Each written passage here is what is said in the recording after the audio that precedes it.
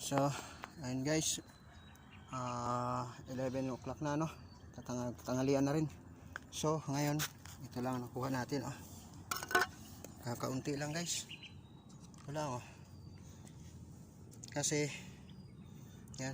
Pero kahit paano, makakalibre na rin to sa namin. Pati yung operator ko, bibigyan ko kasi nung nakaraan, hindi ko nabigyan. Operator ko ng tricycle. So, tumawag na kasi yung misis ko. Hinahanap na ako at bumiyahe na daw ako. So, may bayaran na naman sa school yung aking college. Kaya ayan, uwi na po tayo. So medyo malayo-layo yung narating ko. Ayun, hanggang dun, napakalayo. Pawisan, medyo kakaunti lang gawa ng ika nga kahit gaano tayo ka